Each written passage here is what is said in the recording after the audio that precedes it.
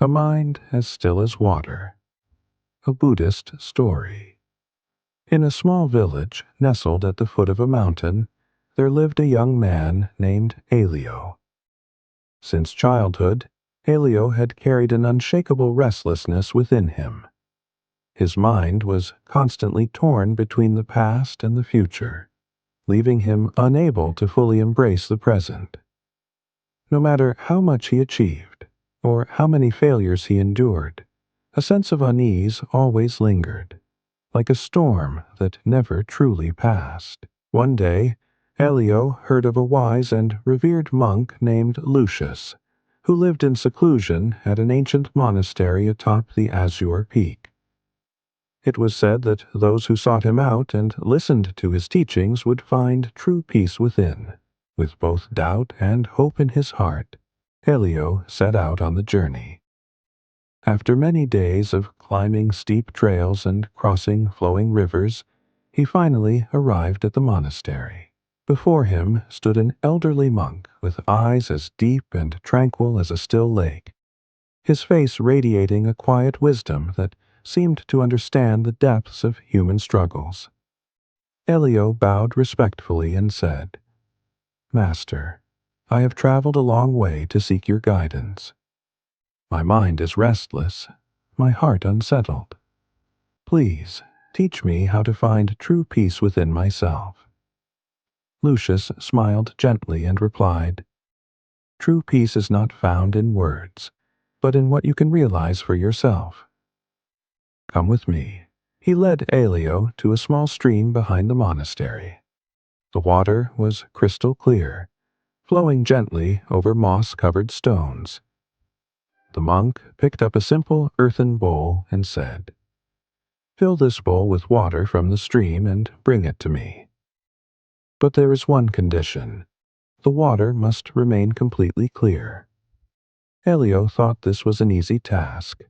He bent down and dipped the bowl into the stream. But as he lifted it, the water became murky with stirred-up sand and silt. He emptied the bowl and tried again, but each time the water turned cloudy the moment he scooped it up. He glanced at Lucius, who stood silently, watching him with a compassionate gaze. Elio then realized that the more hurriedly he moved, the more disturbed the water became. Finally, he took a deep breath, slowed his movements, and observed the stream. This time, he gently lowered the bowl into the water and waited, allowing the water to fill naturally without disturbing the riverbed. When he lifted the bowl, the water inside was as clear as the flowing stream. He handed the bowl to Lucius, astonished by the simplicity of the lesson. The monk looked at him and said softly, "Your mind is like this stream. When you grasp too tightly, struggle too much, or chase after desires, your thoughts become clouded, restless. But when you learn to let go, to stop clinging and forcing things, your mind will naturally become clear and still, just like this water." A wave of realization washed over Elio. He saw how his entire life had been spent clinging to worries, chasing after the future, and dwelling in the past, never truly being present. He bowed deeply, filled with gratitude. From that day forward, Elio stopped running after endless wants and fears.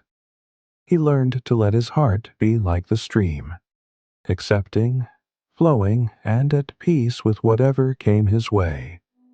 And for the first time in his life, he felt a profound and lasting tranquility. Elio returned to his village, no longer haunted by the ghosts of the past or the uncertainties of the future.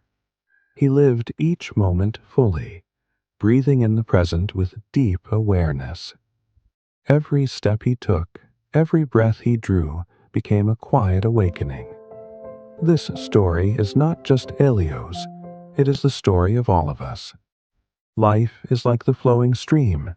When we struggle and stir, it becomes clouded. But when we learn to surrender and let go, clarity and peace naturally return.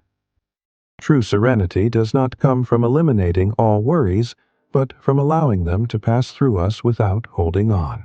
Ask yourself, are you living like the silent stream, or are you stirring the waters of your own mind? If this story resonates with you, don't forget to like, share, and subscribe to spread the message of peace to more people. Share your thoughts in the comments. Your words might just be the light that guides someone else on their journey.